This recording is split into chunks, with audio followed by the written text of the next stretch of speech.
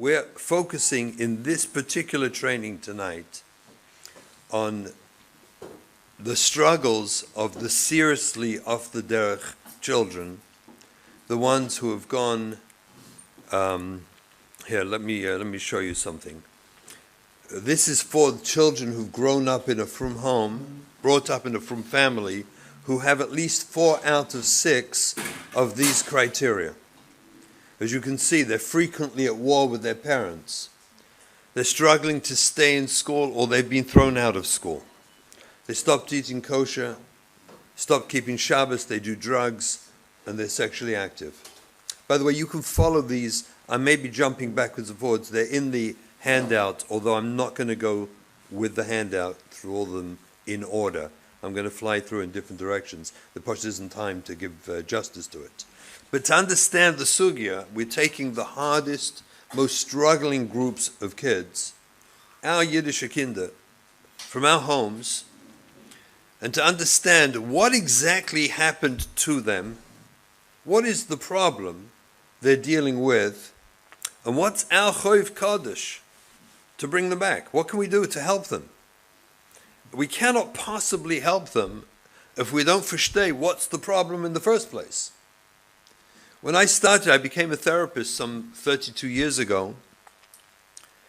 And the first 10 years or so, I, like any therapist, there are therapists in the room, I understand. Am I correct tonight? Yes, there are.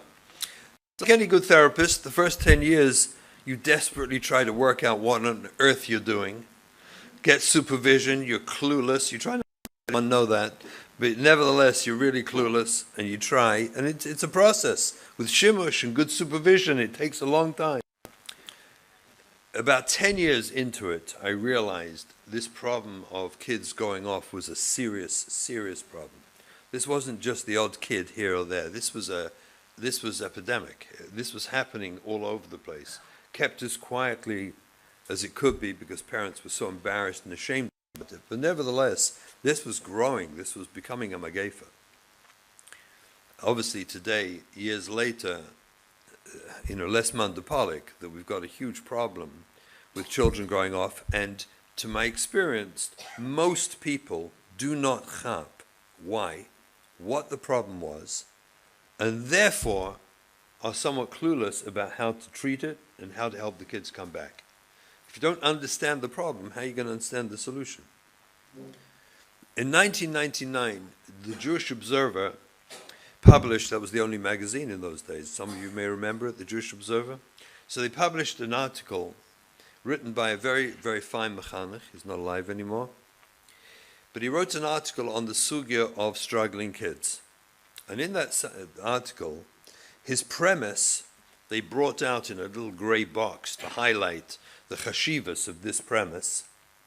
And his premise was, quote, the overwhelming consensus of Orthodox mental health professionals is that children in crisis are going off the derech because they come from dysfunctional homes. Now, I took umbrage at this for 2 reasons. Number one, I knew it wasn't true. And no one consulted me. I was the only therapist in Lakewood, the Orthodox therapist at the beginning. I was the first, and no one even asked my opinion. So that was kind of strange. So I don't know where the consensus was. I thought I was pretty orthodox, so I don't know why they didn't ask me. But I knew it wasn't true, and I knew it was a very, very dangerous concept to allow to exist in the gas. And the reason it's so dangerous is because every child struggling, when they walk out the house, the way they're dressed, if the assumption in the street is that we all accept that children going off are coming from dysfunctional homes, then when your kid walks out the house, they're a walking advertisement that you're dysfunctional. I knew what that meant. What that meant was, in the home, prior to them walking out, is going to be a war. A war. When they come down the stairs to go out the house, in those few feet is going to be the Third World War right there, which will always, as parents desperately try to micromanage their children before they walked out the house and announced to the whole world we're dysfunctional, they're going to try desperately to fix their kids in those 10 feet between the bottom of the stairs and the door going out. And we all know how that ends up. Terrible.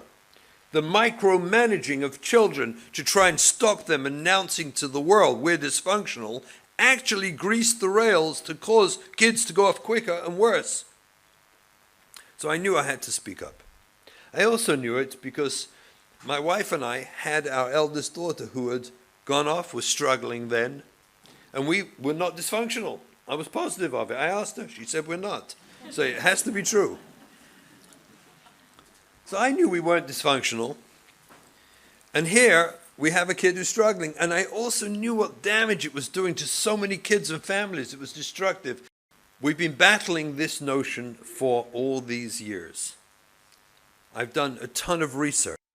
I've run conferences together with colleagues where we've brought hundreds, and I mean hundreds, over a 3-year period of mechanchim, rabbanim, chashuv poskim, lay activists, people on the streets, many, many, many therapists, together to analyze this sugya, to sit round a table, 20 people in a group, to really discuss and debate 3 hours, 4 times, 4 sessions of 3 hours a time, discuss and debate and try and work out what's going on, what's happening.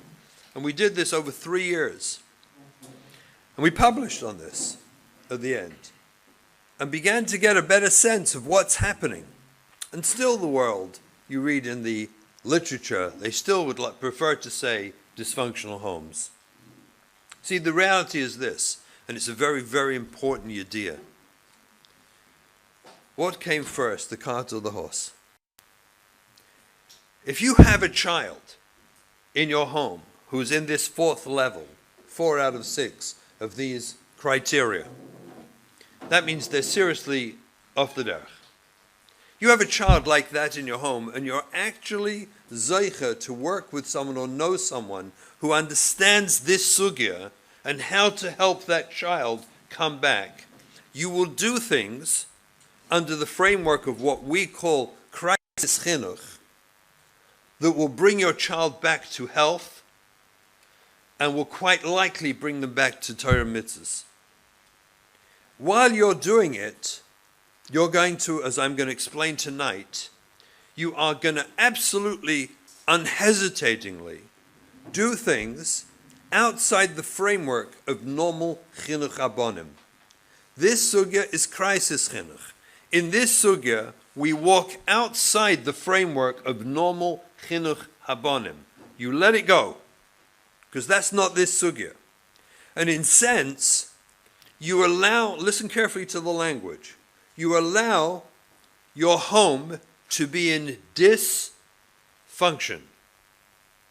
Klape normative chinuch that we would all like to offer our children, a regular Torah dika home, this home that already has a kid who's in crisis will have to go into dysfunction to save their life. Pasha the Marshal, an example. When we had our daughter, and I got criticized for this, it's a fascinating story actually, because one of my Rabbi met me in the early years, the very early years, before we were really very public with this. My wife and I made a very difficult decision. I was inventing this sugya, by the way. I want you to understand. This sugya didn't exist. There was no mahalach. There was nothing except criticism and blame. That's all we ever got. I had letters from close friends and Rebbeim critiquing us. How are you letting your kids do this? You're letting them do that. One of the earliest things I learned in this sugya is there's no such thing as letting them do if you can't effectively stop them. How on earth are you letting them if you can't stop them in a way that's effective and helpful to your relationship with them? You're not letting them. So I understood this. So we had a choice to make at one point. This I just, I'm just giving you a mashal, a dogma of what crisis chinuch. I'm going to walk us through it tonight to understand it. But we made a very difficult decision. Our daughter was 14, and she was out there on the streets with people, boys, girls, drugs, who knows what. And one thing we knew, if we could keep her home, if we could keep her in the house, chances are she's less likely to be doing that stuff. But how do we keep her home? So we understood that we're going to go and rent movies for her. And my wife, she went to Blockbuster and she rented movies on a shear for her to keep her busy. And we got a little video player and we gave it to her in her room and she watched videos non-stop. And most of the time, because of that, she was home. One day, one of my Rabbi met me at Hasna and afterwards pulled me outside and berated me. He was told that my wife was seen in Blockbuster. That must be the reason our daughter's struggling. And he blasted me on the street. I'll be honest, I kept my mouth shut. I didn't say a word. It took me about 2 years till I had the self-control, because it was my Rabbi. And I had the self-control to go to him and sit him down and explain to him the taos he'd made. And he asked Mechila, and I said, it's okay, I was Meichel long ago. It was okay. It's Meichel long ago. We were in dysfunction, deliberately. We put our home into dysfunction. From the perspective of a Torah home, we deliberately made a choice to bring movies into our home for our daughter to try and save her life. It was a better choice than letting her do drugs and run around with who knows who. It was a partial choice to us. We saw it clearly. Having movies and a child sitting there watching, giving the movies, I would say in a Torah home, looks pretty dysfunctional. What do you think? But that's not a dysfunctional home. You have to understand that's not. On the contrary, it's a home that we deliberately made a choice to put into dysfunction. That's not a dysfunctional home. Adarabba. That's a highly functional home. That's a highly loving home. That's a home that's caring and dedicated to the children that HaKadosh Baruch Hu gifted us with. It's not dysfunctional. In crisis chinuch, this is the biggest struggle everyone worldwide had with this. It's the reason I went to so many Gedolei Yisrael over the years to discuss this sugya very, very close with them, to understand this sugya and make sure we were doing the right thing. We are putting homes into dysfunction to save their children's lives. We have recognized we're looking at a sugya of Safik Pekuach Nefesh. That is the sugya. Children are dying. Children doing drugs are dying. The moment children start doing drugs, then a sugya of Safik Pekuach Nefesh. Das is muskam from Gedolei Yisrael and from Gedolei Aposkim. It's a different sugya. The most important thing in understanding this sugya is to walk away from regular chinuch ideas. This is not to do with regular chinuch. It's true, many people tell me that a lot of the ideas we use to help struggling kids, there's no reason you can't nosh those ideas and use them here and there with regular kids and with regular struggling kids. It's true. The difference is here you have to use them. Here there is no suffix, there's no choice. You have no other option. There, if you lose your relationship with your kids because you stood up to the mishtak about some behavior, bedtime, homework, I don't know, levush, and you stood up stark to them, tomorrow they love you.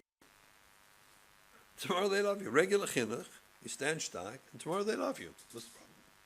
In this sugya, you stand stark to kids like this in crisis, and tomorrow they're doing drugs and they're in Safik Pekuach Nefesh, you made it worse for them. It's a different sugya. And it's crucial that we understand, if we're going to help these kids, that this is the sugya. It's a sugya of Safik Pekuach Nefesh. It's a different sugya. And we have to relate to it as such and understand we can help these kids. We can bring them back. We can bring them back to being healthy. And halavai, we can bring them back to Torah mitzvahs. And in most cases, we can bring them back to both. Not all. Not all. But to do that, we have to understand what is the sugya. What are they struggling with? What's the yesod here? What happened to them? We need to understand that, or we'll never know what it is we're treating. I want to make a comment before I start about mental illness. I'm saying this because there are a mixus ma'od a mixus of these children. This is not about off the derech, it's not about trauma, it's actually mental illness, a very small number. Nevertheless, it's kedai that we rule out who they are. Sensitive from mental health professionals are coming to understand that while children exhibit symptoms, classic symptoms as found in DSM of various mental or emotional illnesses, that is not their problem and they are not that disorder. Case in point, one of the most obvious case in point, would be borderline personality disorder. Almost all these kids, somewhere in the course of their journey, qualify technically for the diagnosis of BPD. Almost all of them. Hardly any of them are. Occasionally I've met one. They all manifest like a BPD. They look like it, but they're actually borderline personality. It's a personality disorder. It's a disorder in which commonly caused by trauma, but not necessarily. But it's a disorder in which a person feels constantly threatened. They feel as if everyone is threatening them. And therefore they walk over the borders and lines people ought to keep in their relationships with other people. They get offended easy and attack back quickly. They are very protective. They're terrified of abandonment every moment. And they interpret and experience the comments, statements, or reactions of other people, regular things that between us, those who don't have these personality disorders, in Mabakach, we move on. We don't even notice it. They notice it so deeply, and they react so strongly and aggressively. They can be threatening and angry and violent and reactive to you when they perceive abandonment or criticism. And all these kids look like that, but they're not that. And it's important that we recognize there may actually be a group of children, a small group of children, who have the actual disorders. But for the mental health professionals, we all have to understand that while they manifest and look like it, it's generally not it at all. It's not those disorders, and we shouldn't get pulled into it. We can, if you want, treat the symptoms, but don't think that's the problem, and it will not resolve until we get to what the real issue is. And the real issue is always going to be trauma. I'm going to come and explain what that means as we go through this. It's always trauma. I can tell you this, I'm doing the work actively with struggling teens and their families 25 years plus. I probably, numbers-wise, I think it's reasonable to say I've done more of this work probably than any other orthodox mental health professional anywhere. I think that's a reasonable statement. Am I right? I think, Adali, no? It's what I've devoted my life to. And I think I probably had, just numbers-wise, most. And I can tell you, over the thousands and tens of thousands of families and children I worked with, I only know of one ever that I think went off without trauma. One. And I say that not to shock you, but just to be honest. One who I couldn't work out what the trauma was. Just met him twice, tried my hardest. Wasn't a client. I took him out for dinner. I was so fascinated. His parents, I spoke at a conference, and I talked about being out of love and the loving and trauma. And this family came over, and they were so mad with me afterwards. They were furious with me. They said, we always loved our son, and he loves us. And he went off. And he's a good boy. He's in college. Just didn't work for him. I didn't believe it. So I got Rishus, and I took him out to dinner twice in Manhattan at my expense. Very, very sweet boy. And I couldn't work it out. I don't think he was lying to me. There wasn't one. I say the one, the Yotzim and Aklal, to point out that the thousands, tens of thousands of everybody else, once you work the sugya through, you discover a trauma victim. And it is all trauma work. And every mental health professional today who dares to work in this story, in this sugya, has to be versed in how to treat trauma.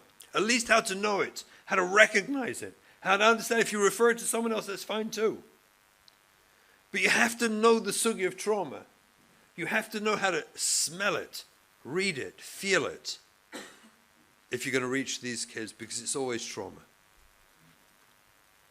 And trauma has a way of dealing with it, and we're going to understand that, I hope, before we finish tonight.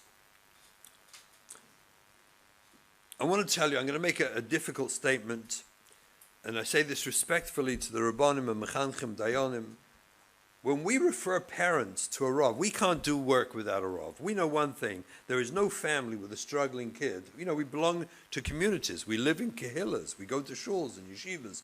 And we belong somewhere. And we always need, all of us, das Torah, to help us through with our lives. That's why it's so amazing that we have today, during the day and tonight, so many Rabbanim here who want to learn this sugya, who want to understand this sugya. Rav called me last night. He said he so apologized he couldn't come. He said he really feels, one of the leading Rabbanim in England, and he told me he'll come next time in Mitzvah. He had his family simcha. But he told me, he said, how can I paskin? I don't know how to paskin. I am realizing I don't know the sugya. When we send people to Rabbanim as therapists, or when people go and we encourage them, we tell them to ask the shaila like this. I paskined already. I have no suffix. I'm dealing with a sugya of suffix pekuch nefesh. This is by me angenommen. It's a fact. Now I'm asking the Rav, does the Rav agree? A person comes to a Rav and he says to the Rav, Rav, I have a 16-year-old, he's struggling. Should we give him the internet? I said, Hashem Yerachim, should give him the internet. How can you give him the internet? He looks at it as an internet shaila. Because that's the way you just asked the question. I have people come back all the time because they asked the question wrong. It's not an internet shaila. I already paskin, I'm giving the internet to my kid. And I'll tell you, I said this publicly about 4 weeks ago on this program that Rabbi Dahlia mentioned. Went out, 65,000 people at least, probably up to 70 already have watched it, on Chinuch, on contemporary issues in Chinuch. I opened up, I said how I feel, honestly, respectfully. And in that program, someone asked me about the internet, and I said the following statement. Pornography is gefährlich, schrecklich, damaging. I work with people to heal the damage of it every day of my life. There's not a day goes by I'm not working with some poor person who fell into it and they got damaged by it. And I don't want to go into that sugya now, the damage of it, it's schrecklich. It's schrecklich. And I said very clearly that losing the relationship with your parents is worse. And to fight a struggling kid who you're going to lose a relationship with them over the internet, that's worse if they lose the relationship with you than the damage of pornography. As bad as that is. How damaging it is to lose a relationship with your parents. So we already passed on these shailas. We gave the internet. That's not the shaila. The shaila is, now that he's got it, okay, can he walk around, what should I, if he shows other people, there's a million shailas around a room that I've got to work through now. But I have to go to the Rav with a clear understanding. We are dealing with a sugya, safik, pekuch nefesh, azez kapaskin from gedolei apaskim. Let's start at that place. That's the sugya. It's not a chinuch shaila. It's not internet shaila. It's a pekuch nefesh shaila.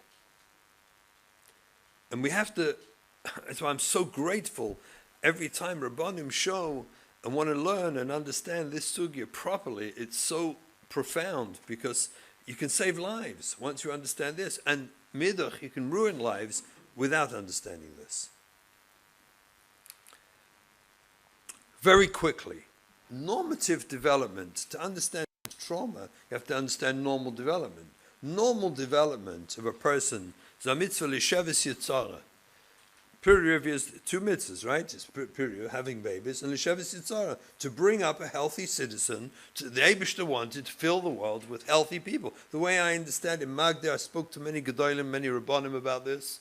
The mitzvah l'sheves yitzara, which by the way applies to men and women, whereas period is only to men. This mitzvah l'sheves yitzara is to bring in citizens of the world who are capable of being healthy in body and mind, happy, capable of self-love, and capable of loving others.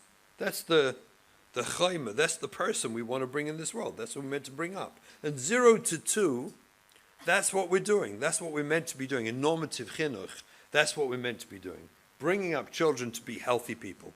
Healthy in body and mind, happy, capable of self-love, capable of loving others.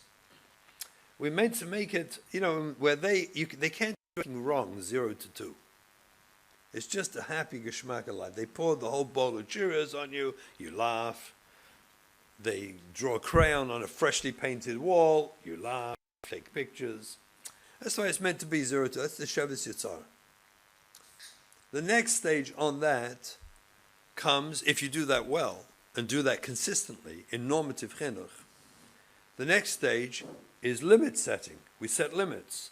But the limit setting is experienced by the children as an extension of the unconditional love we gave them 0 to 2 when we just laughed at everything they did that was wrong. They just experience it as an extension. It's natural. So in Mela, they experience it as something loving. Built on that, if that goes 16, 17, and by that age, the children then turn to us guidance because they trust us. So it's unconditional love, 0 to 2, limit setting, and then guidance. That's normative chinuch. That's more or less the framework. When we do all that properly, we're creating a kli that we can put Torah mitzvahs on. There's a kli kibble for Torah mitzvahs. It all works. It works beautifully. There's a happy, healthy person who soaks up Torah mitzvahs, and it all works very nice. In that process, what we're actually doing is creating something in English. In psychology, they call it attachment. This is a very important word, so I want to stay with this word for a moment. It's a very crucial word in understanding how we help off the derech struggling kids, angry, turned off kids come back. The word is attachment. Attachment means like this. What we're meant to do with our children is create a relationship with them as parents, and eventually as mechanchim and schools, and community. But parents start this. We create what we call healthy attachment to our children. They feel in a healthy way attached to us. Attachment is expressed through something called the 4 S's.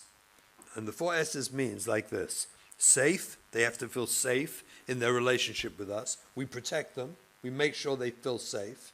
We don't whack them. They're not scared of us. They're not frightened by us, intimidated by us, but they feel safe with us. They feel safe to tell us things because we won't overreact if they tell us about their tzaros and their problems or their, things they got up to that were wrong. They're safe with us, they can tell us. They're not scared that if they tell us, we're going to freak out on them and hurt them. That's safety. Security is where they feel secure in the home. They feel secure in their parents' respect and love for each other. That we have a home that's predictable. There's a Yontef and a Shabbos. There's Amshach of life. And it's all secure. I feel secure that there'll be a summer, we'll go away, we'll have camp, whatever we do. But they feel secure about the whole Hamshachas Achayim, life. They'll have clothes. They'll have parnasa, they'll have a bike. They feel secure about life. Seen is where they have what is most crucial to all people, which is the right to be known. Everyone wants to be known. Everybody, at the bottom line, we don't want to be lonely. We don't want to be disconnected. We want to be known. We want to have chaveirim. We want people to know who we are. I'm not talking about egoistic, narcissistic known. I'm talking about just a pashat, healthy, person. My friends know who I am. My wife knows who I am. A child wants to be known. They do not want to be just one of the kids. They get the kids in the bath, get the kids in the car, get the kids to bed. There's always like this thing called the kids. They just get the kids. They're unique. They're individual. Each one is given by the B'Shefa uniqueness. They have something special about them. They want us to know what that is, to see it and recognize In fact, that's the difference, the truth is, between a melamed and a mechanech. A melamed is about installation. A mechanech is about extraction. Like this. A melamed is melamed. He installs yediyah in the brain of a child. He takes complex ideas, whether it's osius or it's a taisvus, and he brings that yediyah into the brain of the child. He explains his design, its installation of yediyah. A mechanech is about extraction. It's really about showing a person what his great potential is in serving Rabbi Shalom. What is unique about him? What's special? That's a Chanukas Abayis, right? What's a Chanukas Abayis? It's not a time to show off your house.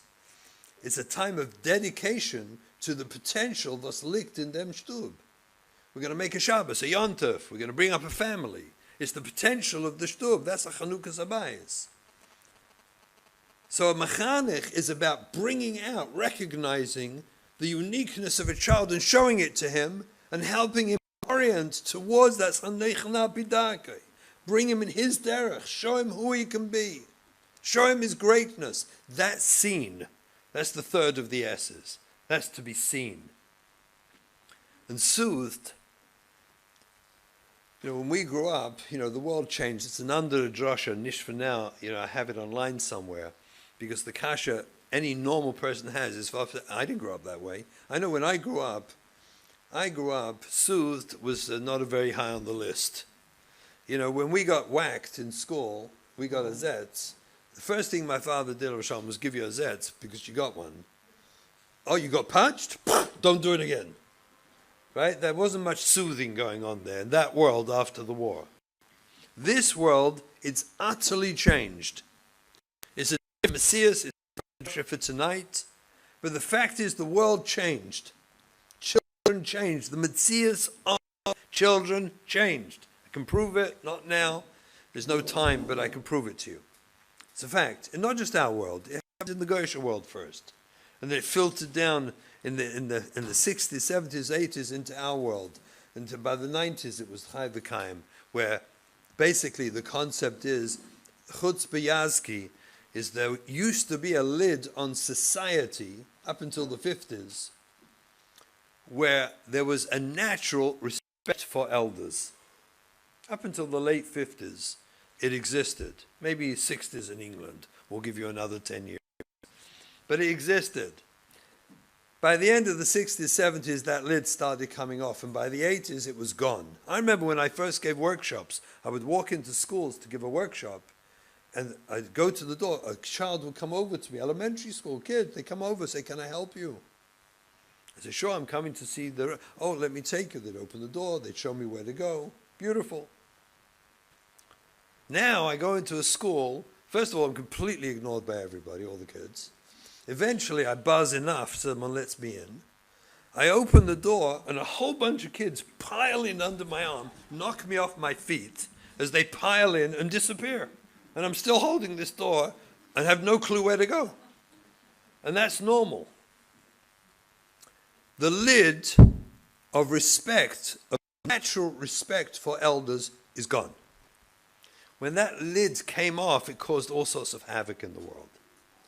The world we live in now, children desperately need to be soothed. That means they come home and they get in trouble. I always tell the parents, the kid comes home and complains bitterly about his Rabbi. He was mad with me. He was angry with me. He put me down. Blah, blah, blah, blah. First thing you do is sit your kid on your lap, hold him, let him cry, let him speak it out. Don't say a word, nothing. Just hold him, comfort him. 9 times out of 10, I tell the parents, if you do it properly, by the end of it, you'll say, "So do you want to speak about it?" He says, "No, I'm fine." And he'll go off.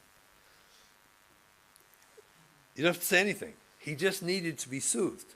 He needed someone to tune in. He probably even knows he was wrong. But he comes in bereading the Rebbe, and the best thing in the world is say nothing. Just hold him and soothe him. Hold him. Tune into his feelings. Get him to express it all. That's soothed. In the world we live in, we create attachment with our children through this vehicle of safe, secure, seen, and soothed. That's how we connect with them. And when they're attached to us, we have gifted them with a gift for life. Because children who attach well with us as parents can transfer that attachment to friends, to a Rabbi, to a teacher. They can transfer it to their spouse. And the ultimate transfer of the love and attachment to a parent is to the Avarachamon, where they can transfer the experience to the loving Father in Himmel, to Rabbi Shalom. Attachment is the key issue for Hatzlacha in this world, is having good attachments. People with poor attachments struggle throughout their life, because life is always going to be about relationships. You can't live alone. We all live with people. So when you have poor attachments, you can learn how to recover, but you have to recognize you have poor attachments. But Lo Yitzir, everything went well. You got good attachments from your parents, more or less, like anyone else. No one has perfect attachments. I mean, we all live, no such thing as perfect attachment, right? There's perfect enough attachment. Can we call it that? It's perfect enough. And you got the three, the 4 S's, and you got the 3 developmental levels, and they did L'Shevis Yitzhara. And then your kids go off the derech, and you say, what happened? How does this work? What happened to me? How did that happen? How am I worse to my neighbors? So I punch my kids occasionally. Let me tell you, they punch all the time. I yell at my kids occasionally. My sister, she screams Tag und Nacht at her kids, and they didn't go off. People are left completely confounded and confused. How is it that my children, or 1 or 2 of them, went off or struggled profoundly, and I honestly don't believe my home is that much worse than the people, the neighbors, and then the friends, and the relatives. I know their homes. I've been in their homes. I've seen what goes on in their homes. This is a confusion that everyone is left with. And the teretz to this confusion is trauma. Because when trauma strikes your kids, it undermines everything. When trauma strikes your kids, it takes them to a whole different place. And trauma strikes kids at a very, very young age. And it strikes them so deeply and profoundly that they feel like they want to die. This is what we don't understand about trauma. Trauma, the word trauma, the concept of trauma, this word, is about my need to disconnect from something that frightens me so badly that I'm afraid I may die. It's horrific. It's terrifying. The thing that frightens me. So in the case of regular single event trauma, we all understand that. Person experiences a near-death experience, or they're in a car with someone who dies, a rape victim. We understand severe single event trauma. We get that. Person is traumatized, so they stay away from anything that associates with the trauma. The language in DSM tells us that the person struggling, who's gone through trauma, post-trauma, they have a disorder called PTSD, post-traumatic stress disorder. In this disorder, the DSM tells us that the person who suffers with this disorder will have a severe psychological reaction, an exposure to internal or external cues that symbolize or resemble an aspect of the original trauma. That means they go through they will freak out, they'll go crazy, completely crazy, when exposed to the source of the trauma, or something that looks like it, or feels like it, or smells like it, or is hinted at. It can be the air pressure, a smell, something. By the way, for the record, it's fascinating. I found trauma in the Torah. Just for the record, the Zohar Kodesh tells us very clearly the story of trauma. You can look it up, Parshas B'Shalach. If you want to look it up, I don't have time right now to explain, but in Parshas B'Shalach, you'll find the story with Chavakuk, Tefillah leChavakuk. The Zohar Kodesh brings out that he davened on himself, because Chavakuk was that child by the Isha Shunamis, right? That was Chavakuk. And he already died, right? And Elisha brought him back to life. And he davens tefillah lechavakuk, zog the zoya. What's the tefillah? He davened on himself. Why did he daven on himself? He davened on himself because every time he had a nevuah, the Zohar Kodesh says nevuah comes from Soda Malchus. And Soda Malchus is also Misa. Misa comes from Malchus.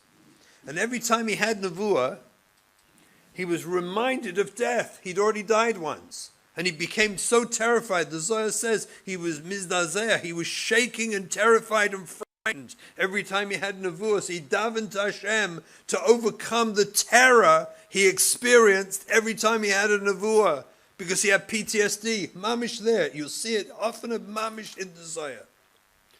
And the Zohar says, and finishes, Ad K'dei Kach, he says, gives a marshal that someone should noshach kalba, a kelev was bit, a kelev bit him, will be terrified at the bark of a dog. That's external cues that symbolize or resemble an aspect of the original trauma. It's mamish mefurish in the Zohar. Trauma. And it's not surprising that it would be in the Torah, because it's so real and it's so destructive. It's so there in our lives. It's so part of our mechanics. What is trauma?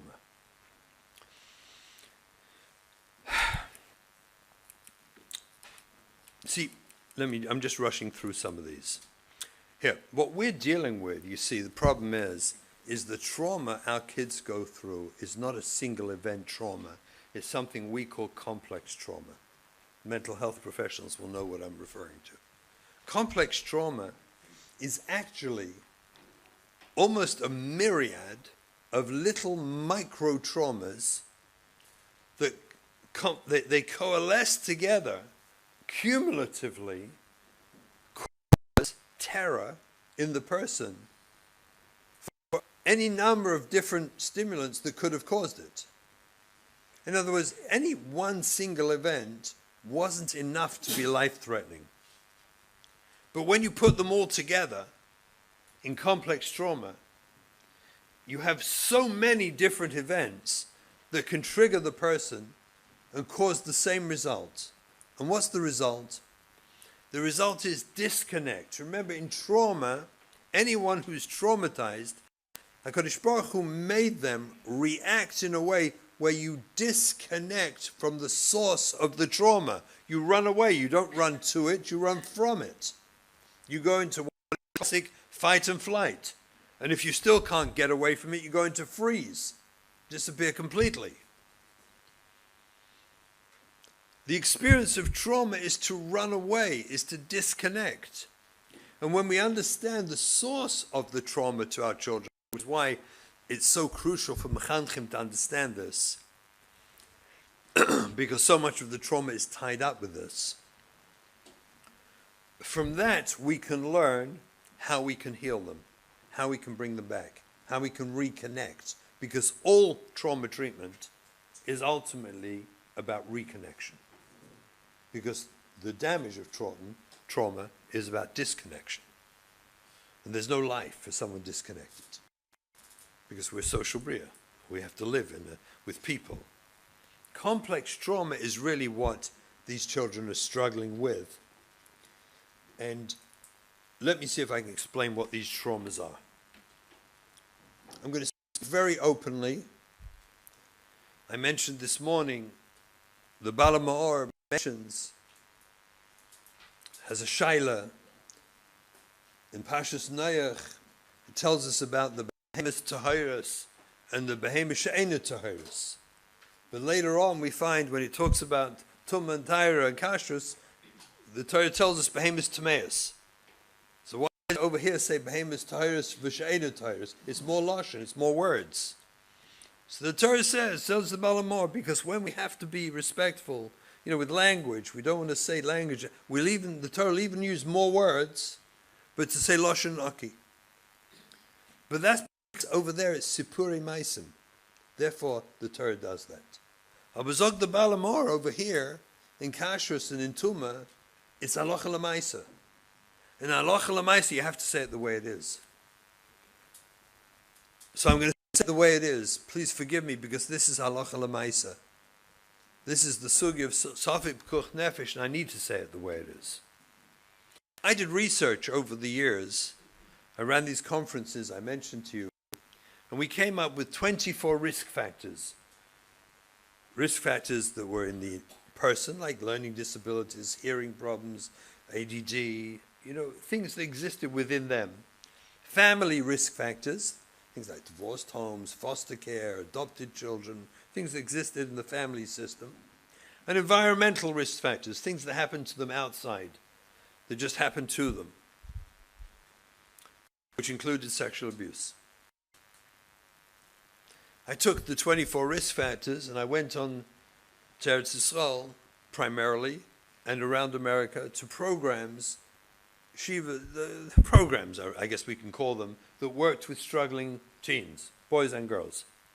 And I interviewed the kids and went through the risk factors with them, and I was interested in two things. Number one, did any of these things happen to them? I did the research from first grade or primary or first grade, I'm not sure which, that's around age 5, to 12th grade, age 17, 18. So it was like 12 years of chinuch. And each year had two columns. One was for when did they experience this, and when were they treated? When did they have effective treatment for whatever they went through? So, for example, let's say the parents were divorced when they were in second grade. They would check off second grade. They experienced it then. When did anyone sit down and talk to you and help you with the divorce? They'd write seventh grade. Two things emerged from this research that were staggering. Later on, two agencies, I did this myself, on my own dime, as they say. Two agencies in New York repeated this over the next 5-10 years, and they came up with almost identical figures to me, which was really amazing and very, it helped confirm what I thought and that I found so shocking. The first thing we discovered was the disparity from when they experienced a problem to when they were treated was 6.5 years. Imagine a child at 5 years old has a problem and they're not treated for 6.5 years. For a child under 18, that's most of their life. It's like a person at 25 who has a problem isn't treated till they're 50. That was the staggering response. It was amazing. But there was something much worse. In the world, the sugya of off the derech children, it turns out that 80% of the children going off the derech, it appears that the goyrem is sexual abuse. 80%. 8 out of 10. And so all the work you do as parents, the Shevis Yitzhara and the 3 levels, you do it properly, and you do the 4 S's. Oh, but hit sexual abuse and you don't even know about it, and they don't get treatment for it, the kids go off. They go off. It is so profoundly damaging. You have to understand, look at our world. I don't want to go into the details of what sexual abuse is. If you want, there's a drasha online of protection, child protection. I gave a drasha in Manchester in 2015 that is online. If you ever want to see it, I suggest everyone to see it, because it's important. It's about prevention and protection of children. It was done for the Hamish Olam. But without going into the whole of what the details are of sexual abuse, let me say this following comment. Sexual abuse, the abuse is not necessarily the maisa that happened to the child. A child who gets inappropriately exposed to our magazine even, a Hamish child from our world that sees such a magazine could become sexually abused by seeing that magazine. The problem with sexuality with children is once they're exposed to it, you can't put it back in the bottle. You can't take them out of the sexual world. And that's devastating to children on many, many levels. See, ideally in our world, the ideal is we all train our children in a sugya called Hatznei Aleches. Both boys and girls. We teach them Hatznei Aleches, how to conform and conduct yourself, how to dress and cover, and how to act and behave in public. It's a whole bunch of things that go in Hatznei Aleches of how we behave. In the ideal, when a child is a chosen or a kala, they get classes, limudim, ideally, and they learn the sugi of sexuality is added beautifully and seamlessly into the sugya of Hatznei Aleches. That's how it should be. That's the beauty of it. That's how our system works. And it's gorgeous when it works. It's beautiful. When children get abused, there's no margin for them to put their newfound awareness of sexuality into Hatznei Aleches. It cannot be supported. Imagine the difference, Rahman al-Islam, just to bring it out, litem musogim, imagine a person's child becomes a kala and they get married, and 3 months after the chasna, the girl goes very edel, very tsanua. She goes to her mother a little bit shy and embarrassed, and she tells her mother, "Mommy, I think I'm pregnant." No mother erupts at her, "What do you mean you're pregnant?" Right? On the contrary, we all understand what happened, and we're delighted. Everyone's thrilled. And it belongs in Hatznei Aleches how she got pregnant. None of our business. We're just happy. It's the most joyous moment when your daughter comes. She just got married. She tells you she's expecting. Azar simcha rab. Am I right or wrong? It's the most joyous moment when that happens. Imagine, Rahman al-Islam, 3 months before the chasna, your daughter comes and says, "Mommy, I think I'm pregnant." Same thing, same event, same act, same exact story, just chronologically. This is 3 months after, this is 3 months before. Nothing else changes. This is about the worst Gehinnom anyone can imagine. This is the greatest, most mu'usha moment in life that could ever be. You're so happy for her. The same thing, 3 months before, is Gehinnom. Mamish Gehinnom die Welt. When a child is sexually abused, they're introduced into the world of sexuality. I'll tell you exactly what happens. Sexual abuse is about the damage to normative sexual development. That's what sexual abuse is. It could also be a terrifying act done to a person. It could be. And that itself is traumatic, the event. But the trauma of sexual abuse is most frequently the damage it does to normative sexual development. The person is now not, they discover themselves at a young age interested in sexuality with absolute zero possibility of that being something that could be supported by family and community.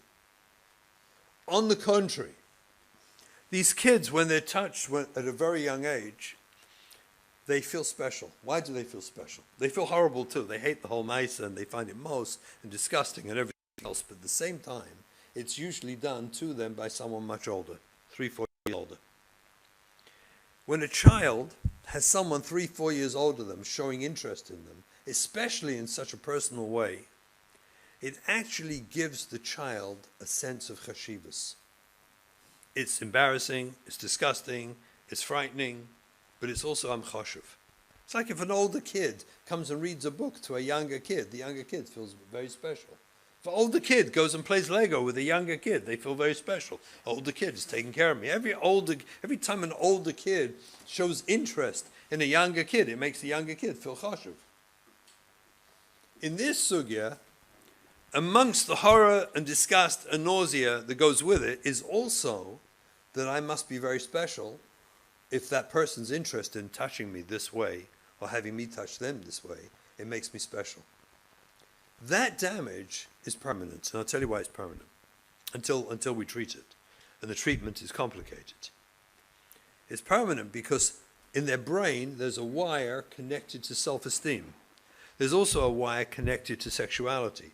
And when they're molested, they're touched, they're abused at a young age, those two wires get twisted together. A little bit of electric tape around them, and they're permanently connected. Nothing happens till they hit puberty. And then when they hit puberty, electric current runs through the sexual wire, and it lights up the self-esteem wire too. And the kid experiences life that I'm chashuv, I feel special because I feel sexual. And the kid's all of 13 years old. What are they meant to do with that? It's a nightmare. I'll tell you straight, it's an utter nightmare. They have no clue what to do with it. They can't tell anyone. The shame is intense and embarrassing. And they usually get involved more in sexual things because it makes them feel good. It elevates their self-esteem. And then they go to high school. What would be high school here? 13 plus, whatever that age, whatever that is. But they go to whatever school they're in, post 13, they start hearing exceedingly well-meaning drushes, and I mean that without any cynicism. I'm saying that true fact as it is. Extremely well-meaning drushes designed to be mechazik, both boys and girls, about tznius, about shmiras einayim, shmiras haguf, about the girls get hacked to pieces, about non-stop, it's like morning and dag and nacht, it's like never-ending. And they don't realize the well-meaning mechanchim delivering these drushes and finding every opportunity to drop it in there. Every opportunity, every day if possible, get it in there somewhere. And when they get it in, how do they get it in normally? They want to tell us about Kedushas Yisrael, the Heiligkeit of Yisrael, Tznius. And we go on, beautifully, trying to mechazik the kids, unaware that in a class of 30, roughly on average, 6 of them are sexual abuse victims. In a class of 30, on average, statistically, 6 are sexual abuse victims. And those 6 kids, the shame, busha, and embarrassment to them, knowing I enjoy being sexual. Internally, they know that Lu Yitzu, you Rabbi would know, or you Mommy would know, what I'm actually feeling when you tell me about tznius, what I'm actually feeling when you tell me about shmiras einayim and shmiras haguf. If you know what I'm feeling, you would shecht me. You, yena shegetz, you keep talking about. And these poor kids, nishno, they were abused to begin with, and have to struggle with the shame and embarrassment of that. They now suffer through school and through life as teenagers until they break. They completely break because they can't live with this anymore. In their world, I'm yena shegetz. I'm that disgusting maneuver you keep talking about. I'm that prutzer you keep talking about. I'm him or I'm her. And they break. They totally break. Agav, many schools of ours, so what are we meant to do? When they say to me, Rav Shimon, what are we meant to do? I answer. I don't answer to what are we meant to do. But I do answer the other one. And the answer is like this. I beg them that before you give a drasha on sexual abuse, come to, on shmiras einayim, and shmiras haguf. Sollst du wissen, 6 kids on average in your class are sexual abuse victims. Versteh that truth. Accept it. 20% is a conservative figure of the numbers of children in our community, in the frum world, who will be sexually abused. 1 in 5. That's a conservative figure. I believe it's a minimum, I'm sure, not believe, it's a minimum of 20% in our world are sexually abused. And I want to be honest with you. When you understand sexual abuse the way I understand it, it's about damage to normative sexual development. It's way above 20%. I would say probably close to 40%. And there's a certain famous Rebbe in Yerushalayim who I had a conversation with. He wanted to speak to me about this. And he said, I disagree with your figures. And I thought, here we go again, someone's going to hug me. And I said 20. He said, you said 20%, Rav Shimon. I heard it on tape. He said, I think it's more like 40%. It's amazing. A very, very chashuv Rebbe. And we had a very long conversation about it because he said, according to the way you describe it, that it's about damage to normative sexual development. It is about 40%, and he's 100% right. I could never say this. But even Lu Yitzu is 20%, which it for sure is. 6 kids in a class of 30. Here's how you do it. you're meant to say to the class, Rabbi, I'm going to talk about a very sensitive subject, which requires a shtickle maturity from all of you. We're going to talk about your guf, your body, and it requires maturity. And I trust you boys or you girls are mature enough to have this conversation. But I want to say one akdama. Unfortunately, some children have been touched inappropriately long before this class today. And some of you may be in this classroom. And you all know what I'm talking about. And by the way, they do. They do. I assure you they do. I'm asking all those children in this room who may have been touched inappropriately already, the Eibishter has a different plan for you. And what I'm going to tell now is for everybody else, and it's not for you. Please ignore every word I say. It is not for you. And please come to me privately, and I will help you with your journey. And it's a beautiful journey, but it's not this journey. So please ignore everything I'm about to say, and come speak to me privately, and I will help you with your journey. That's it. That's all we have to do.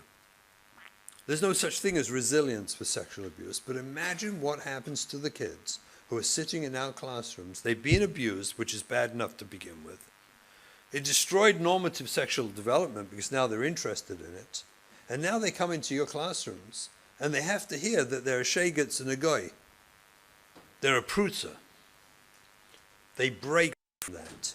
On top of every single sexual abuse victim in our world is a spiritually abused person too. Every single one of them ends up being spiritually abused too. Every one.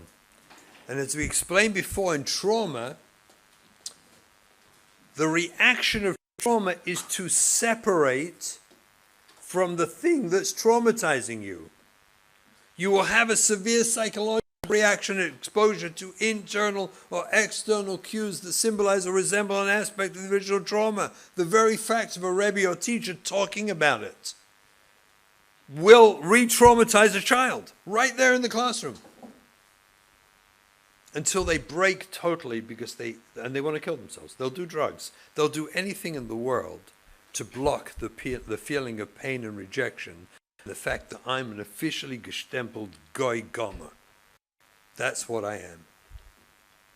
It's such a disaster, their lives, the poor kids.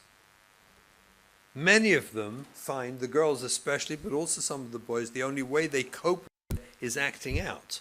So they've become a prutzer. You called me a prutzer, I may as well be one. And when they start acting like a prutzer, they actually feel better in a certain way. Because now it stims, everything stims. Of course, they're destroying their lives, but it's all defense, it's all adaptive, it's all a way of trying to survive from the horrible trauma that's happened to them in their childhood. They're just trying to survive. And it turns out 8 out of 10, 80% of all these off-the-derech kids you're looking at are actual survivors of sexual abuse who are trying to survive. They're trying to live. All their behaviors, the drugs, the acting out, all the stuff they do is just an attempt to survive. And something they never wanted, they never asked for. They never did anything wrong. Their parents did a beautiful chinuch, and someone went and abused them. And the net result is they now experience our system as abusive, because their experience in school is that I'm a goy, I'm a shegitz. If you knew who I was, you'd shecht me. You kicked me out. So of course, how does a kid ever know if you really accept them and love them? Through compliance or through defiance? The answer is through defiance. If a kid complies with everything you want, they'll never know if you really love them, if you really accept them. They'll just assume you like the way I'm acting. You like the way I'm dressing. It makes you comfortable. But they'll never know if you really love me.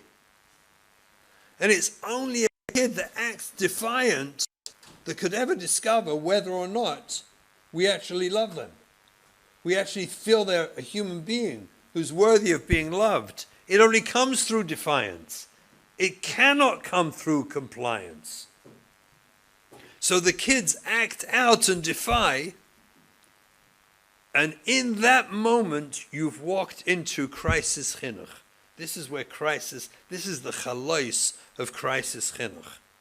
Because when they defy us, and we take the time to understand why they're defying us, what it's about, what's the underlying trauma, instead of just getting mad with their lavush and mad with their behavior, but we see through the lavush and through the behavior to what's really going on inside, and we embrace them and love them and accept them, they have a chance to heal. The moment we start tinkering with their lavush and trying to change their clothing and change their behavior, put a yarmulke back on their head, we lost them. We lost them. That's not crisis chinuch. It fails. Because all we were telling them is, yeah, be'etzem, you're a shegetz. But if you dress like a yid, I love you. That's the message. Be'etzem, you're a prutza. But if you'll cover, at least over your knees, then we can love you. Crisis chinuch is verkehrt. In crisis chinuch, when a boy throws off his yarmulke at home, and his father fights him to put it back on and begs him and bribes him and rewards him and makes a whole tumult about putting this yarmulke back on, you're destroying your kid. All you're telling your kid is that I don't love you, I don't value you, I only value if you got a yarmulke. It's so important, I'll bribe you, I'll spend any amount of money to get that thing on your head for my ego. Adarabba, we're meant to say to the kid, Shefela, in crisis chinuch. Remember, please, this is not regular chinuch. We're talking about the sugya of bringing back profoundly off the derech kids, right? We got that, I'm just saying. In that sugya, when he throws off his yarmulke, you say to him, don't wear the yarmulke. Please don't wear it. Why not? Because he knows you really want him to. You say, because I think when you put it on, it burns a hole in your head and in your heart. And I don't want you hurting. Please don't put it back on. And when you do that, you tell that child, I unconditionally love you. It's not about you putting a yarmulke on, it's about you. You tell him, please don't put it back on. And he says, Ta, you probably heard some lecture, right? And you say to him, yes, and it was a very good one. And I'm glad I went. Please don't put the yarmulke back on. And he gives you a hug, and he starts healing. Crisis chinuch is about reaching through the dysfunction to reach into the hurt and pain, the rejection, the disconnect, to show him I love you as you are. I said this morning that I quoted a beautiful piece I saw in the Siva Shalom about why the Eibishter brought us out from Mitzrayim, Mem Tes Shai Tuma. Isn't that a little dangerous? Nun, we're gone. Mem Tes, play, let's go Mem Ches, Mem Zayin. Let's be safe. Why Mem Tes? He said such a beautiful word. He said, because he wanted to tell us, the Eibishter, that through all generations, doesn't matter how far you fall, you are my son, B'ni B'chor Yisrael. You're my child and I love you, not because of what you did, not because of your schusim, not because of your ma'aseh mitzvah. Mem Tes Shai Tuma, I took you out on schusim because I wanted to show you I love you for who you are. You're atzmius. You're B'ni B'chor Yisrael. You're metzias as a yid. That's how we have to heal in crisis chinuch. That's what crisis chinuch is built around. You have to wear the yarmulke, and don't dress sanua, and don't do it all. I love you for who you are. And then maybe we can reach them and bring them back. And we can. This is the yesod of crisis chinuch. The second most common trauma is something I named many years ago learning trauma. When I met with the very big famous experts in trauma in the world, the people machadish trauma, the big experts, Stephen Porges, Van der Kolk, these people, when I talked to them and told them about learning trauma, they were fascinated. Mamish fascinated, because they don't have such a thing. It doesn't exist by them. We have learning trauma. I explained to them what it is. In our system, we have a system, I'll digress for just 2 seconds. We have a system that was designed to recover from the Holocaust. That's our system. The Gedolei Yisrael, Baruch Kodsham, saw that to recover from the Holocaust, we need to build the infrastructure, the moistus. And they saw it. It was said to me clearly in my early days. It was very painful for me when I first heard it. When I took a child to one of the Gedolei Yisrael, who was a machlokas with the moisad, and I said, you're going to throw him out this moisad. He's going to go off the derech. And the response I got from the God was, no. It was terribly painful. Horribly painful. I did a lot of soul searching, a lot of conversations with my Rabbeim, till I worked out the sugya. And I realized the Gedolim were handling survival of Klal Yisrael, not the Yachid. They were handling the entire survival of Klal Yisrael. And in such a thing, they saw Baruch Kodsham, the Moisad always comes first. If there's a stira between the Yachid and the Moisad always comes first. And what I've witnessed over the last 20, 25 years is that recovery system is no longer working. It's a system designed to recover from the Holocaust. It's not a system that's going to provide continuity. It needs tweaking. It needs shifting. It needs moving. We have a system that was originally designed to produce Gedolim, to produce the highest level of Lomdei Torah, which we needed after the war. I understand that, totally. When we went to yeshiva after the war, our Rabbi made us feel we were the future of Klal Yisrael. They inspired each one of us to believe. They made us feel, you're the future. They worked with us. The Gedolei Yisrael, they gave us time and worked with us to inspire us. You're our future leaders, they told us. And we believed it. We weren't too many. How many were we? The first door after the war, it wasn't that many people. There's more people in Lakewood alone today learning in yeshiva than were in the whole yeshiva world in those first 20 years after the war. It's a different world today. So in the world we have today, I suggested, I don't want to go into the details of that now because it's not negate to this. I want to bring something out. But I suggested there's a 20-60-20 split. There's about 20% of the kids are Meshunadik amazing products of our system. About 20%. Boys and girls. They're fabulous. They're little Gedolim. They come out of the system, 18, 19 years old. They're so muchsher. They're so gewaldig in midas, in Hanhaga, in Torah, in Yira, in Shkeda, in learning. It's amazing. They're amazing, amazing young people. About 20%. About 20% who started when they were 4 and 5 don't make it to 18, 19. They're off. They gave it up. They walked away. Either completely in Gansen or partially, but they walked away. They're not in the system, about 20%. And about 60% are walking around bruised, very damaged, very hurt, because they know very well that we kind of failed. We kind of tolerated. They're from, they wear the lavush, they wear the clothing, they do the program, they'll probably be in Kaidel for a year or two. But they know very well they're not a nachas. I ask them, I've done it thousands of times, I ask them, do you feel you're a nachas to your rebbeim and teachers?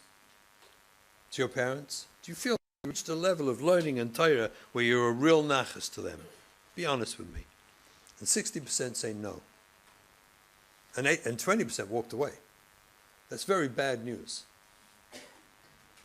Very bad news. I want to focus on the 20%. The 20% who walk away experience what we call learning trauma. Learning trauma means like this. A child goes to a primarily academic institution where the focus of the school is academia, learning, Torah. I said as a Melissa, but it's a painful melita, that in primary, which is reception here, I think they call it, right? 5 years old. Everyone loves Hashem. Hashem is here, Hashem is there, Hashem is truly everywhere. They have a blast. The Rebbes, the teachers, they're amazing. They dance with the kids come home, they have little crowns on Shavuos, and they bring they're amazing. They all bring oil, by Avraham Avinu. It's just amazing. Their arts and crafts and their stuff and their joy and their simcha, and they love doing their parsha sheet. They love doing their parsha sheet. And everyone has such an achas from them. And tragically, as academia moves in each year, Hashem steps out. That's the tragedy.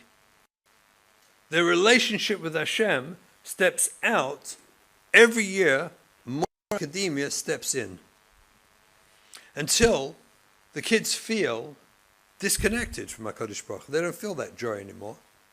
And the reason is because they're not gifted academically. Nothing to do with them. It wasn't my fault. Just some kids don't process well. Some kids aren't so smart. Some kids just can't do it. The 60% work tremendously hard, painfully aware they'll never be the 20%. Doesn't matter how hard they work, they'll never make it. Maybe one or two will. But most of them will never make it, and they know it, and it's painful. Because they see the nachas and joy in their teachers' and Rebbe's eyes when the 20% ask a good kasha. Hurst? What's that? Wow. Boys, stand up. You hear such a kasha, you have to stand up. The kids realize painfully the 60% are never quite going to make it, don't know what to do, but they're good kids, they hang in there. The 20% go off, they're really traumatized by learning. Trying to learn when you know you can't, when you have a real learning disability, what I call a de facto learning disability, you're done. You're doomed. You're traumatized. Imagine the experience of going into a school day after day after day, knowing today, like every day, it will be affirmed that I'm a loser. And imagine how those kids relate to their parents. I don't care how wonderful we are, when we send them back into that school day after day, and when they start trying to resist us because they don't want to go to school, because they hate school, because school is the place where they're affirmed to be a horrible loser, and we parents pull all sorts of techniques to get them to go. If we would know what they're experiencing, the horror and pain of affirmation that you are a loser, you will never make us proud. You can't. Imagine we send them back into that. What do they think about us? How do they relate to us? How do they feel about us? I mean, it's just a nightmare. It's partially a nightmare for them. So they become traumatized. For them, it's a horrific experience. It's horror. It's literally horrifying to have to go in and be affirmed on a daily basis, you're an idiot. You're a loser. We don't really want, we're kind of happy when you don't show. That's trauma. And so, of course, they withdraw from that. They don't want anything to do with it. A shul approached me about 5 weeks ago. I feel really bad. I've not got back to doing this. I must, when we get back, speak to them. Someone, a Rav, in a Ramat area, opened a shul for people who hate going to shul. It's true. They asked for it. At his own expense in his basement, he founded a shul for all the chevra who hate shul going and don't go. He has in the shul a coffee section during davening, a smoking section, and a schmoozing section. Because otherwise they're not coming. And people come, some of them can't walk into shul. They're all so traumatized by davening, by learning, because of their experiences in school. They don't want anything to do with it, but they really do want. And they asked me, would I run a group, like an AA group, for they want Shul Anonymous. Not Alcoholics Anonymous, Shul Anonymous. And they're ernster people. They heard me speak one time. They thought maybe this Meshugana can help us overcome this. Would I run a Shul Anonymous group? It'll be the first one in history. And I'm going to do it. I'm going to do it. And I feel for these people so deep. They're all trauma victims. And hooray, they want to get it back. I know people, they never go to shul. They can't walk to shul. I had one shul, I fixed the shul. The shul had rows of 6 pews, and people weren't coming. They just wasn't full.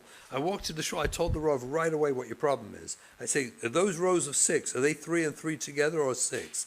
He said, because he looked at me like they were 3 and 3. He said, they're 3 and 3. Terrific. Open them up, more people will come to shul. Because no one wants to sit on those middle seats. It's terrifying to be locked in like that. No, it's real. That's trauma. They will not go and sit on those seats. And he told me, Tuck, it's true. No one ever sits there. No one will ever sit more than 1 seat from the end. So when you have 3 and 3, you're never more than 1 seat from the end. You can get out quick if you have a panic attack. These are real things that happen to real Yidden. And he told me afterwards, he announced it. I went back to the shul, and he announced, oh, Reb Shimon said he saved our shul. And he announced what happened. He split the rows. Because you can never be more. Most people, men, they will not sit more than 2 seats in. Because God forbid, you've got to run out having a panic attack. You've got to get out quick. These are traumatized people. Learning trauma is real. And we have to attend to it and realize that on the list, these people drop out of Torah and mitzvahs because what they're taught is that unless you can learn, you're a loser. And we haven't fixed the system yet to give a different message. We don't know how to do it. The leadership isn't there yet. It has to be there. It has to come. There's just too many kids. 80% are getting hurt. It doesn't make sense. 60%, again, I repeat, stay with it, but they're hurting inside. There are people who traumatize. They tell me they can't open a Gemara. They'll learn anything else but Gemara. They'll never open a Gemara. It terrifies them. It literally makes them have a panic attack. Just, they will not touch a Gemara. And then there's the de facto learning disabilities, which is the host of kids who have all sorts of problems. Tsaros, basically, they're for Tsaros de Yidden, with all sorts of home problems, life problems, issues. And it stops the cup. So there's no way you can go to school and learn without an open mind. You need a clear mind to learn. And these kids have stopped the cup. They're busy, they're worried about life and vertracht with problems and issues. And they can't learn. All these kids are trauma victims. And they will probably go off the derech at some point during their teenage years, irrelevant and irrespective of the kind of chinuch their parents gave them. You can give them A1 chinuch. But if that's the kid you know very well, you're going to lose them. Crisis chinuch is about understanding this process and how to bring them back. I want to show you the brain. I want to show you so you understand trauma, then I'll understand treatment. Just so you understand trauma, this is the picture of the brain. And it highlights 3 basic areas of the brain. The dark green is what we call the executive state. That's the thinking part of the brain, prefrontal lobes. The blue area is the emotional state, the limbic system, and the red is the survival state. In the survival state, there's a little bit in your brain, here, called the amygdala. 1 minute. Let me just show you this. Here, on this, the amygdala. You see in the picture, the middle one, the amygdala is a little tiny piece in the brain whose job is to scan, in a healthy person, the body every 4 times a second, scan all your senses to assess, is there danger? Are you in danger? So it's scanning all the time to see, is there danger? And it scans the body. That's the purpose of the amygdala. It's in your book. You have these pictures. So this amygdala, when it senses danger, once it senses danger, it turns the brain offline. What it turns offline is the executive state, that dark green area. It turns it offline. And that's a big problem, and I want to show you why.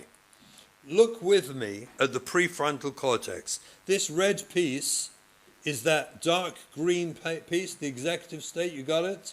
I'm going to go back to the picture. This red piece is the prefrontal cortex, right? Now take a look at the 9 functions of the prefrontal cortex.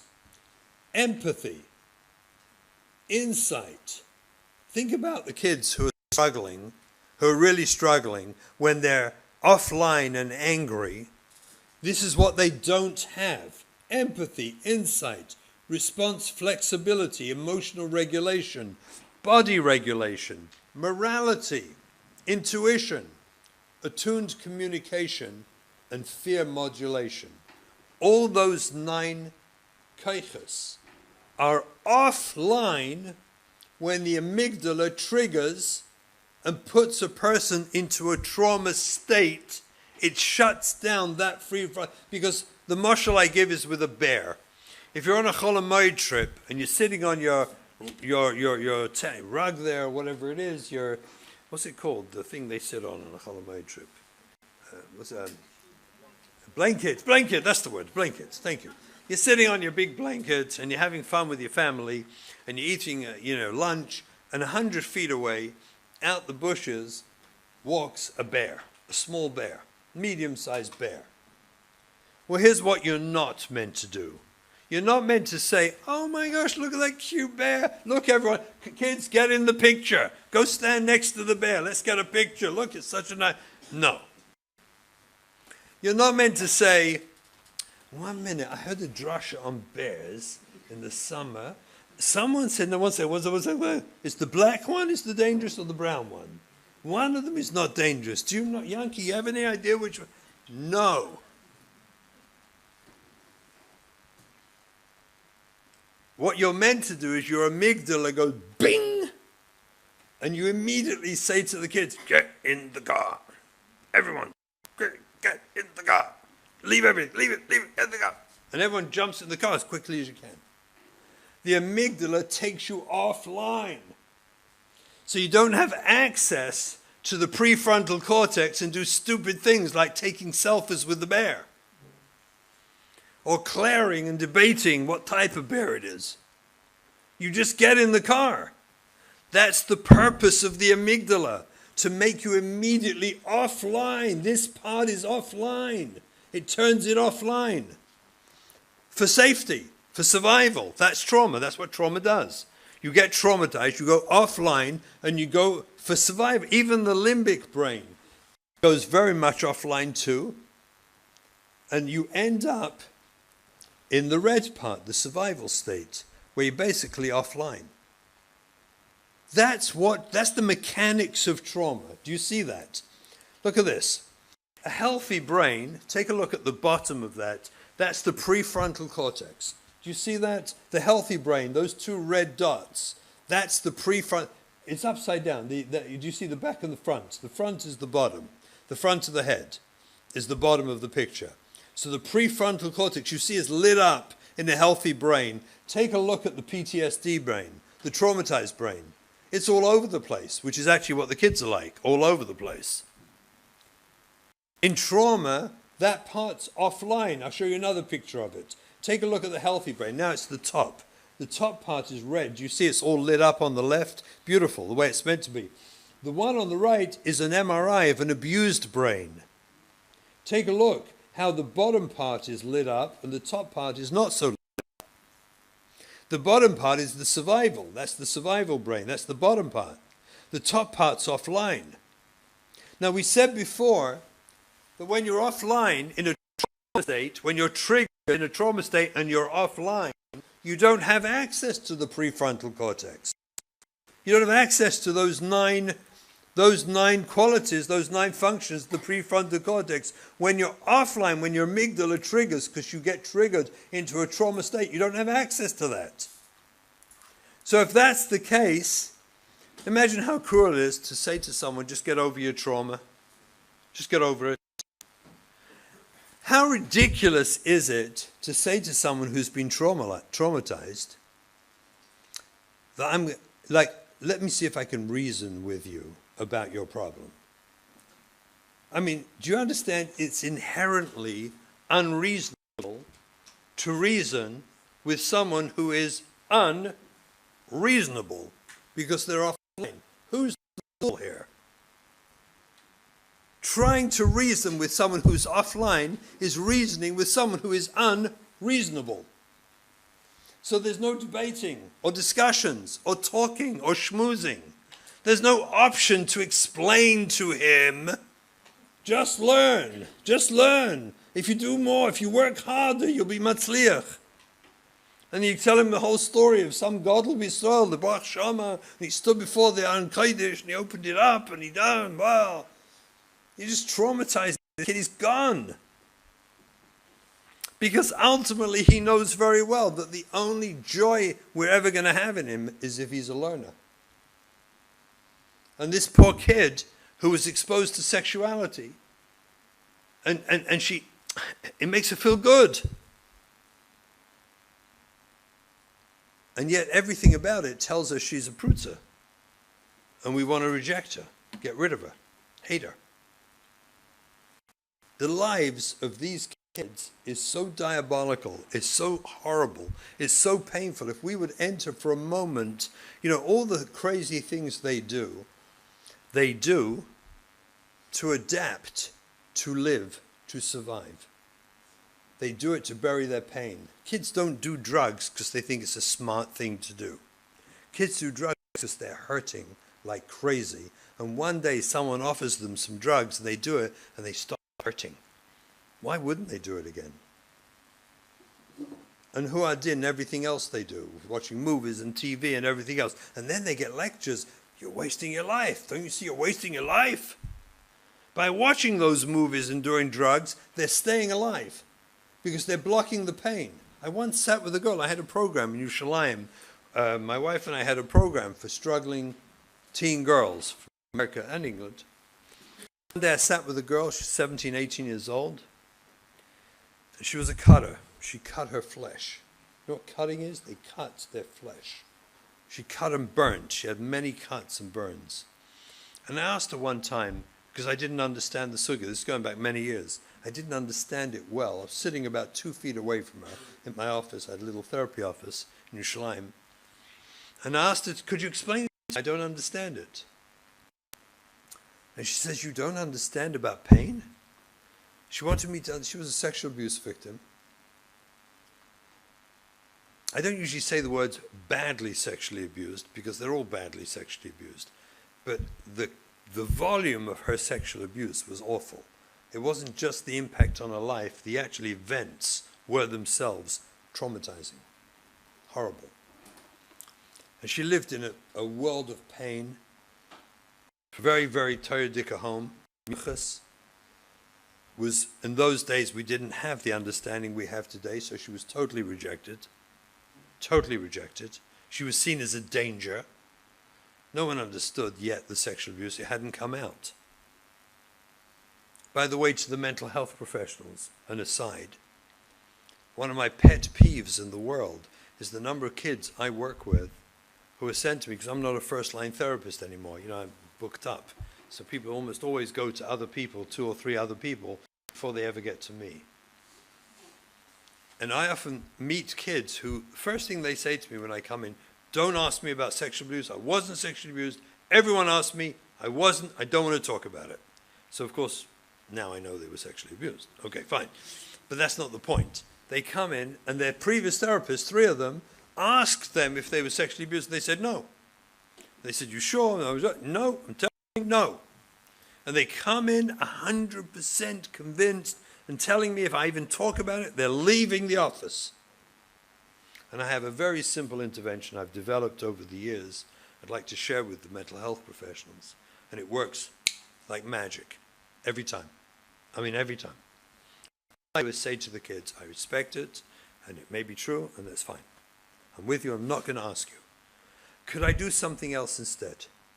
Do you mind if I describe to you for like 15, 20 minutes, what is sexual abuse? What does it mean? Do you mind if I describe it to you? And then you decide. To which I always get whatever. They never say no. Never ever say no. Whatever. Suit yourself. And I describe what sexual abuse is, and I help orient them towards what it is. And the real impact of sexual abuse is how it affects sexual development. and that you can be sexually abused without an abuser. And you can be sexually abused even if you think you're giving your consent. To a brother or to a friend at school, you're still sexually abused. And I explain it to them, the whole sugya, what sexual abuse is. And every single kid I've ever said it to, when I finish, they look at me and say, well, if that's how you describe it, if that's what you call it, then of course I've been sexually abused. It's amazing, shocking. They all admit it, and then the work can start. Then the healing can start, because they've acknowledged it. It's amazing. So I'm sitting opposite this girl, and I want her to explain about her sexual abuse and why she cuts. Why does she do this? And she's smoking while I'm talking to her. And as I'm talking, she says, okay, I'll explain to you about pain. And as she's talking to me, she plunges the cigarette into her hand and holds it there in her hand. I'm dying inside watching this. I can smell, I can hear the sizzling, I can smell the flesh burning. And she's looking me in the eye. You think this hurts? You think this hurts? It was unbearable. It was pashut unbearable to watch this. And then she pulls it away and carries on smoking, and her hand is sizzling here. Well, you think this hurts? And then she proceeded to explain to me what it feels like to be in a Beis Yaakov when you've been sexually abused, and all you do is think about sexuality and sexual acting and behavior, and all you ever hear is drushes about sneers and about prutzes. That lives in her head. The boys who are learning traumatized, and they know they can't learn properly, all they ever hear in their head is you're just a loser. You're a nothing. We don't need you. We don't want you. Because the bias into academia is so profound. So internally, we lost them.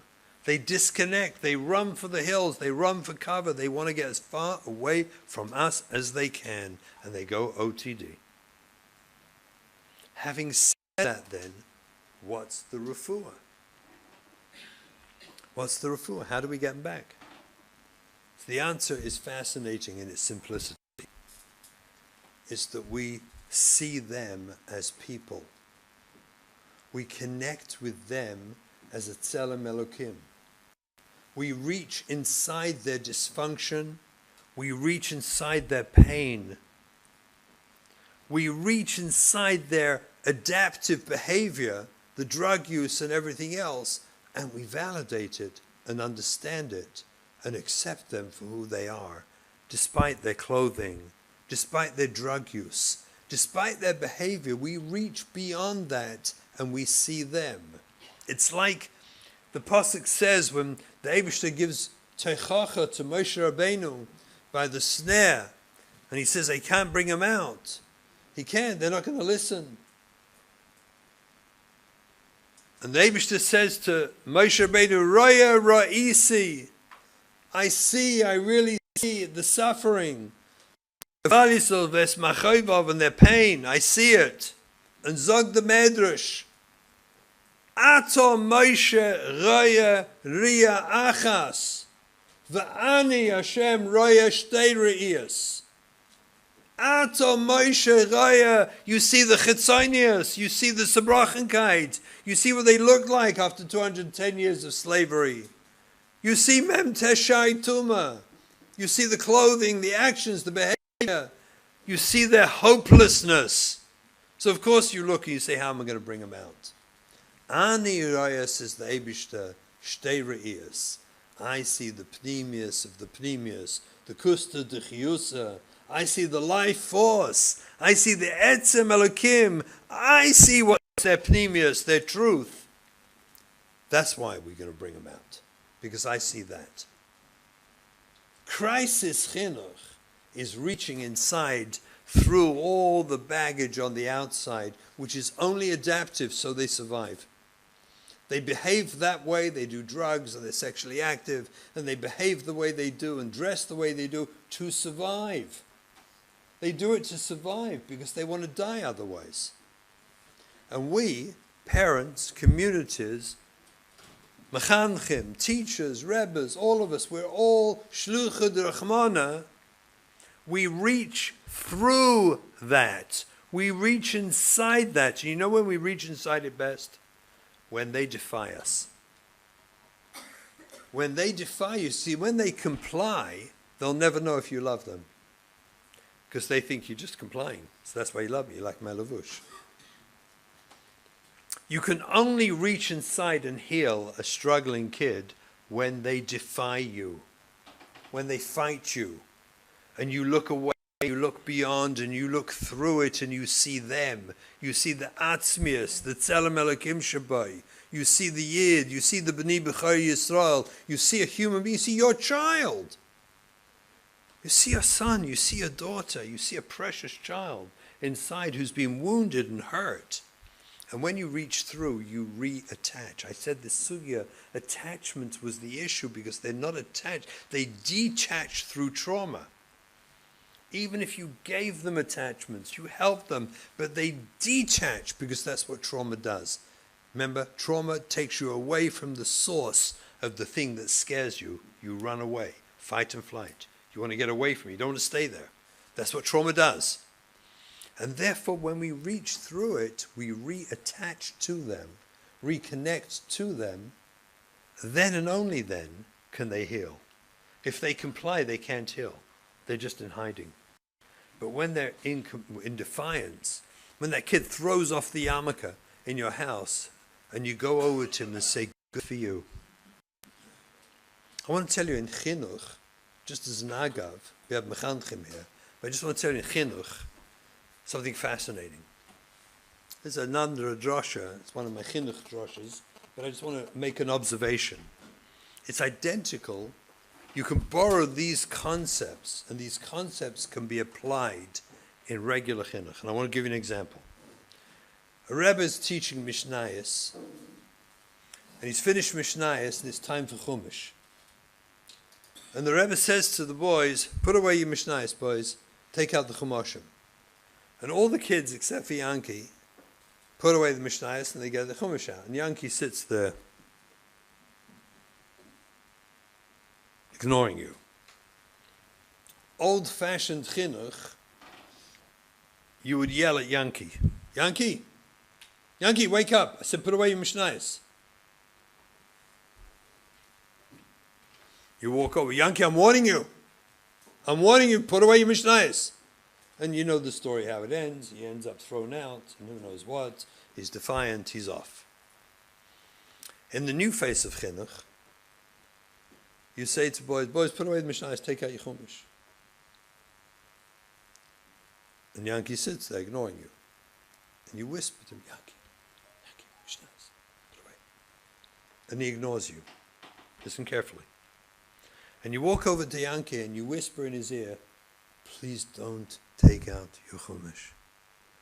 I see you're not in the mood. It's fine. It's totally fine. Please, it's perfectly fine. Don't worry. And you start teaching Mishnayos, Chumash. And about a minute later, what does Yankee do? He takes out his Chumash. And during recess, when they go out, you call him over and say, Yankee, you're unbelievable. I need to give you a reward. I need to give you something. That was special. You were so not in the mood, and you overcame it. You're amazing. And if he doesn't take it out, you compliment him more. And you say, Yankee, I'm so proud of you that you controlled yourself not to take out that Chumash. That was not easy for you, Yankee. Trust me, there's obviously a reason. We're going to schmooze it out. But boy, you're amazing. That was special. That was gvura. Let's schmooze it out. In the new face of chinuch, we reach inside, do you understand, and find the person. And they're tatalas. They're beautiful kids. They're neshamas. In crisis chinuch, there's no other option. It's the only thing we can do. There is no other option. We reach through the dysfunction and embrace it. And the more we embrace it, the more we reconnect them. The more we reconnect them to ourselves. The more we reconnect them, and understand them, why they come back. That's crisis chinuch. And crisis chinuch is all about reconnection, reaching inside the dysfunction and the pain, seeing through the behaviors which were all about survival, seeing through the precious neshama who got so traumatized inside that they feel they want to die. And tragically, many of them do. That's why this is a sugya of Sofik Kuch Nefesh, because many do die, deliberately or otherwise. Reaching in is crisis chinuch. It's the only mahalach, and it's a mahalach that works.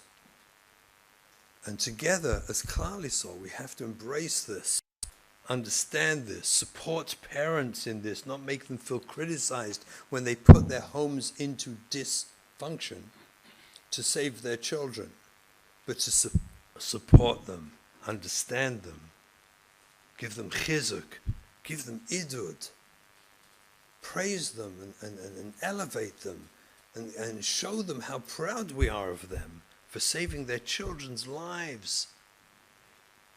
We never did anything wrong in the first place to cause it. That's our job, to be there for them and with them through this parsha.